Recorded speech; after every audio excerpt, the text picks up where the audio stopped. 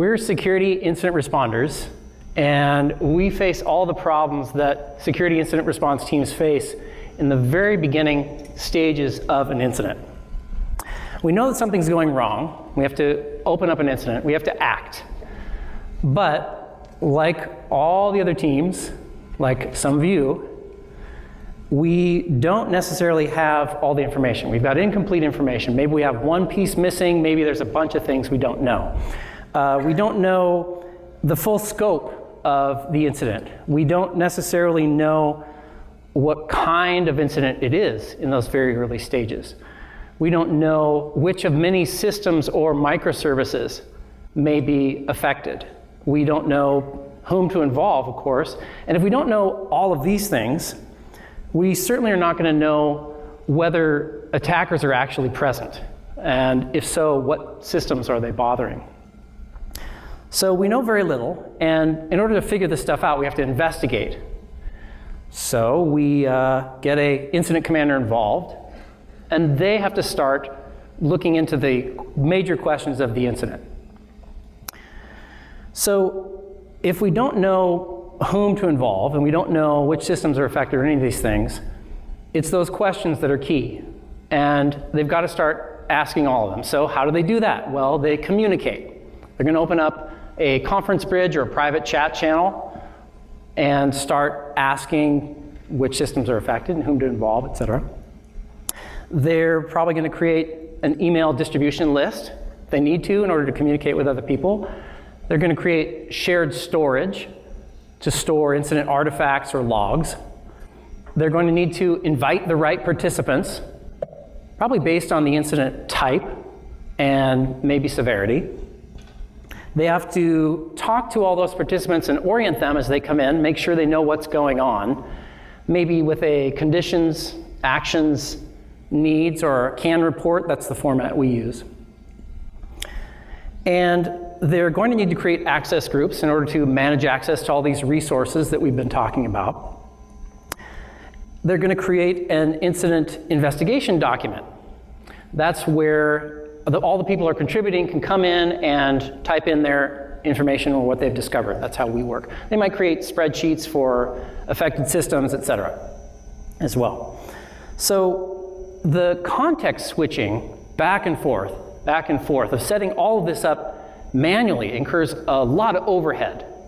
And it's going to quickly mentally exhaust you, and it's going to be very taxing, as I'm sure you may have faced.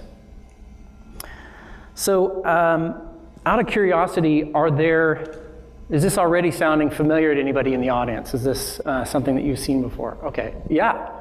So there's a number of us who have faced this. So I'm going to tell you a big part of the issue we faced with this exhaustion was due to that multitasking that we had going on. So multitasking may be fun at the beginning, it may be exciting, but quickly that exhaustion is going to happen, and we know now that it doesn't exist, that you can't actually multitask. You're actually switching back and forth between more than one thing.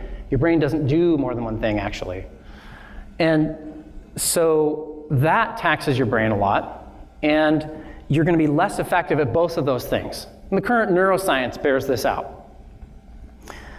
So our incident commanders were busy trying to answer the questions of the incident, and they were firing up all these documents, managing all these channels and the people, and found that quite taxing. So on top of all that, how could we expect the incident commanders, that's us, we were doing this, and our teammates, how could we expect ourselves to perform well during the incident, to be on point, to be paying attention, to actively answer those questions of the incident? Well, we noticed it and we felt it.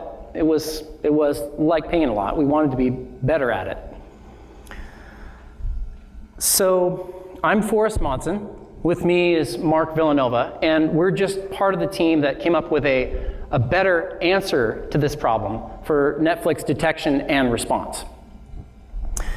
A little bit about our approach to crisis management and incident response in general. We want our team and the incident commander to take care of all this confusing stuff in a consistent and familiar way. We believe that as participants continue to participate in incidents, that it builds their confidence in the process, and it also makes them more effective, we believe, the second, third, fourth time they get involved. We ask them to be involved with us in an incident. And that's important because it reduces the amount of time spent flailing around. We want to aggressively eliminate decisions that don't matter. We want to reduce our mean time to assemble. That's get the right people engaged and get them in the room. We want to reduce our mean time to stable. For us, time to stable is the period of time during the active incident until we believe that the major questions of the incident have been answered. We call that stable. If you're familiar with the National Institute of Standards and Technology's NIST's stages of incident response, we call this the containment phase, but what that looks like can vary depending on the incident type. So importantly, we also want to learn from every incident, and we absolutely need a system that helps us to do that. We want to take all these lessons learned from each incident and drive them back into the organization. We hope we're getting better at security with every incident. So for our first attempt at this, to address these questions, we bought a third-party proprietary security orchestration and response tool that would give us workflows. We tried a workflow tool. And we customized it to get ourselves those workflows. We added a bunch of our own Python code as well. And there was a lot we liked about it. It was working for us, and we learned from it. But ultimately, we found that experience unsatisfying because the tool wasn't actually built to do what we wanted it to do. So we built Dispatch, and we released it into production just a few weeks ago, and we're relying on it every day now. And we're very excited about it, which is why we wanted to come talk about it. Marc is going to take you through how Dispatch answers these questions and automates away a lot of that pain we were feeling. He's going to show you what that looks like with some screenshots from a participant experience. Marc? Thanks, Forrest. The first thing that we wanted to do with Dispatch was to standardize incident reporting. We wanted to move away from getting incident reports via email or like using a form that with like limited functionality, because we wanted to provide a great experience to our customers, internal customers. So we end up building our own intake form. It's very simple. It only requires incident title and incident description. If you as a reporter happen to know also the incident type or the priority that we should give to this incident, you can also do so, but it's not required and we can always change it later. Once the incident form is submitted, we present the reporter with this information. On your left-hand side, you can see the information that the reporter submitted to us as a confirmation, plus the incident commander that got assigned to this incident in case they need a point of contact right away. On the right-hand side, as resources are getting created, you can see them displayed on your screen. And then at the end, you get a list of all the resources that Dispatch created for you, such as a Jira ticket or like a Slack private conversation, some storage for files, an investigation document, investigation sheet, and also we usually provide a link to our security incident FAQ in case it's the first time that you participate on an incident and have questions about it. Dispatch will not only create all these resources for you, so you as an incident commander can focus on the things that matter, but also helps us provide consistency in our process, like Forrest was mentioning. It would also manage the resources throughout the life cycle of the incident for you, so you can focus on what matters. Dispatch will also add the right people based on their preferences. we provide an interface for people to let us know when they should be engaged. Some people need to be on every incident. Some people only for specific types of incidents or priorities, or maybe because a keyword was mentioned in the title. So people can go and explicitly tell us when they should be engaged.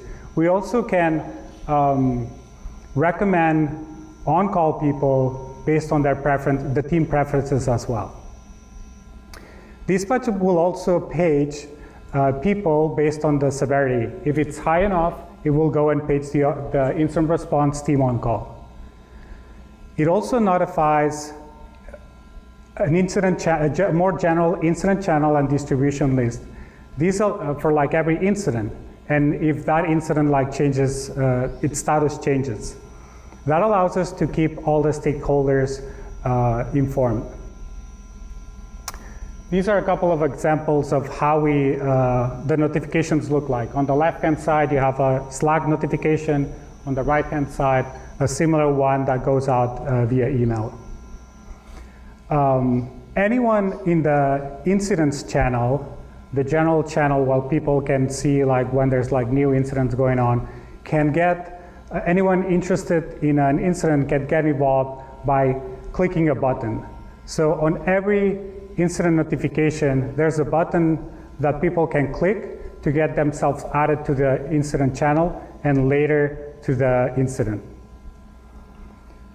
When people get added to the incident, dispatch will not only add them to everything that needs to be added, but also provide them with context and access to the resources that they need. This is how we call it the welcome message looks like when someone gets added to an incident. On the left-hand side, you can see an ephemeral message that the participant gets right when they join the incident channel, and then on the right-hand side, the email address, the email that they get with the same information. So this like accomplishes two things. One, people don't need to reach out to the incident commander to ask, where's the information that I need to get myself up to speed and start contributing, and then frees the incident commander from doing that as well. Dispatch will also announce participants as they get added to the incident channel. As you can see, we provide the name, the team, the location, and the role that they have as a participant on the incident. And some of you may have noticed that we didn't include the job title. We did that on purpose. And does anyone know why we did that? We did it to avoid the power differential executive soup problem. We want everyone to be at the same level when responding to an incident, and we don't want an executive to like drop on the incident channel and then steer the incident commander in a different direction that they were planning to go, because the incident commander is supposed to be the person with the most knowledge, context about the incident. Dispatch also allows you to hand off the incident and also assign roles to participants, such as scribe, liaison, reporter, or incident commander. We use Slack dialogues to do that. So on the left-hand side, you have the Slack dialog where you can choose the participant that you want to assign the role to, and then on the bottom, like the role that you want to assign that person to. Once that a role gets assigned, Dispatch will announce that assignment in the channel so everyone sees who assigned which role to who. If it's incident commander, that change will propagate to all the systems. You can also engage on-call people directly with Dispatch and page them if you want. We also use Slack dialogues for that. You can select the on-call service that you have defined in the Dispatch UI, and you can choose whether you want to page them or not. Dispatch also makes it very easy for incident commanders and/or scribes supporting the incident commander to write and share status reports. They can pop up this Slack dialog that uses the CAN, conditions, actions, and needs format to write the report, and then once submitted, it goes to a distribution list and also gets posted in the channel for everyone to see. Dispatch also notifies about incident tasks, whether they are like new tasks or tasks that have been resolved. It creates tasks off of comments in any of the incident documents and keeps track of them on a scheduled basis. We have noticed that by, and these are the screenshots of like how these notifications look like. Dispatch also reminds the task owners to complete those tasks if they haven't been completed on time.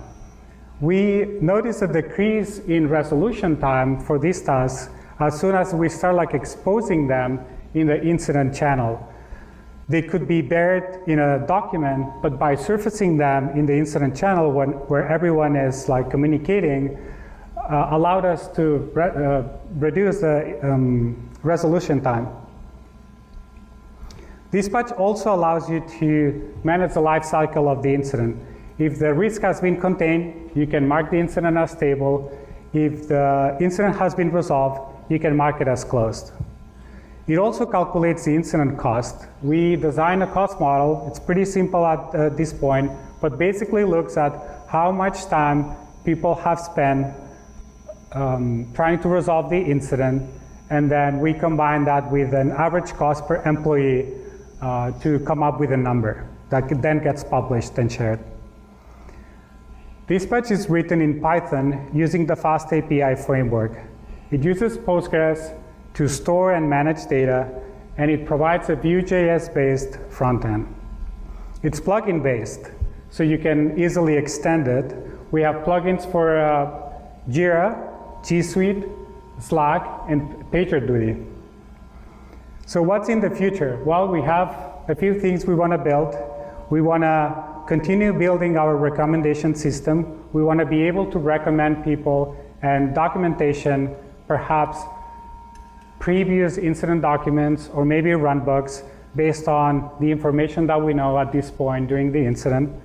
We also want to be able to timeline an incident, have all the facts and actions that were taken throughout the life cycle of it, and also provide metrics. So you can know like, okay, how many incidents we had this month, how much they cost us, how many incidents are we gonna have next month. We do forecasting as well. So to summarize, our incident response process was very painful, and so we built Dispatch to automate it. We have open source Dispatch today, and we are hoping that you're gonna check it out and find it useful. Feel free to send us feedback and contribute by sending PRs. And we have, I think, time for questions.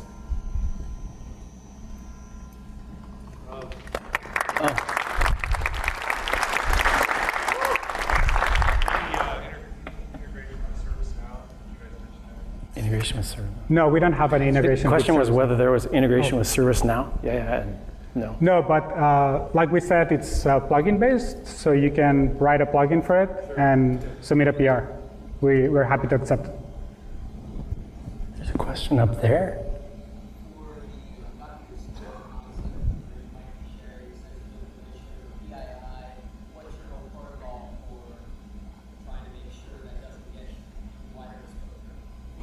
So the question was around our treatment of PII or personal information. How do we treat that during an incident to make sure that it doesn't get broader exposure? Is that right? Okay, cool. So we have a general set of protocols that we use for handling personal information, and yeah, we basically try to touch it as little as possible. We couple this, we try to cross it with Netflix's freedom and responsibility culture, which means that we do have that get involved button and anybody can step into an incident. So at least we can see who else is involved in the incident and talk directly to them. So I think it's mostly the responsibility that we place on people as well as the regular protocols that we face. Dispatch doesn't have specific controls around that. Yeah, I think it's also worth mentioning that the way we give access to information is by when people join the incident channel, we capture that event, and then we add them to a Google group that then determines like who has access to all the information. So we have like the Google group in the Google Drive, and then all the documents there. So we, as people come and leave, we add them or remove them from the Google group. That way, the people that we use the Slack channel as the source of truth of people that are involved in the incident. Maybe that helps. There's another one. I think there's. You say you hosted it in open source. Whereabouts is it hosted? It's open source, and the question is, where is it hosted? Yes, it's on GitHub /Netflix /dispatch. Sorry, yeah, the link is kind of like hidden in that text. Oh, there's one. Question over here. Sorry. So why don't you guys implement like voice? So in other words, a lot of times instant response has a voice bridge set up. Why don't you guys do that if that's something you want? Okay, so the question was, why didn't we implement voice communication, like an automated setup of a conference bridge? And is that something we're planning, or have we thought about? Yeah, okay. No, that's a really cool, that's a great feature. We just happened around our culture to centralize on Slack, and even though we will jump right into a situation room or in person if need be, and Slack we found had all these benefits around the chat ops capabilities as well as controlling the access. So it's not like we wouldn't ever do that. We've talked about it. We do have plans to create a Google Hangout in case people need to like jump on a bridge, because that's usually, if it's a high severity incident, like the channel will be very chaotic, and a way to like get rid of that chaos is like getting on a bridge. And so, and the incident commander then moderates the conversation. So we do have plans to like incorporate that in our flows, but we don't have it right now. Here's another question. One of the challenges that we often face is taking a lot of data that's been collated into a Google Doc and then trying to distill that down into kind of metadata, right, of how bad was this, what kind of tags does it have, and Google Docs are not great for that. And so we end up then having two data systems. I'm wondering if you address that either through dispatch or anything else. Sure, yeah, the question was how we often have to work in documents, unstructured documents, and so how do we normalize that data? How do we get, if we're gonna pull metrics out, and you said often the problem is you have more than one data system. Well, our solution to that is that we have more than one data system. So we use Jira as a way to maintain details, field level details about an incident, and we do keep things in the document, but we can draw conclusions about our incidents over time by pulling results from there. Did you want to say more on that? Yeah, I just want to add that the reason why we stick with Google Docs is because it's what everyone at the company is used to. Like you don't want to go and create like something new that no one really knew like how to use, and we want to train them. By using all the tools that everyone uses at the company, it makes the process easier and more familiar. But yeah, it's a challenge. I think we're planning to add some like tagging, labeling in incidents, for like incidents in dispatch later, but we don't have it right now. Question from Slido. We have a question from Slido. It's how difficult was it to get the rest of the company to use this reporting flow and not use the old methods? Question from Anonymous. Anonymous. Oh, wow. They're looking for us. So the question was, and you probably heard that already, was how do we get the rest of the company to use it? Well, I mean, we kept telling them about it. I don't know, do you have a better answer than that? No, if they were reporting us through different channels, we would point them to the forum, and then over time, like, people start using it, and we don't have to tell them anymore. And it's pretty, it's a pretty simple form. It only, like we said, only requires title and description, and because we don't want people to get stuck in a form that has a lot of questions, when what really matters is that we kick that incident off, and then we can figure the rest of it later. Cool. Last question? Oh, okay, sure. Mr. Just curious if you ever thought about putting it on segregated systems so that if the incident happened to impact primary infrastructure, you could always have your incident response still work. So the question was, have we thought about having it on a segregated system? So if, let's say, incident response affects our hosting platform where we have dispatch, will we still be able to handle an incident? Do you want to take that one? So it is sitting in a different AWS account than prod, test, and other infrastructures. So yeah, security has its own prod and test accounts, so it lives there. Yeah, but if there is a large-scale AWS collapse, we will be out of luck, I think. Thank you all very much. Yeah, thank you very much. Thank you.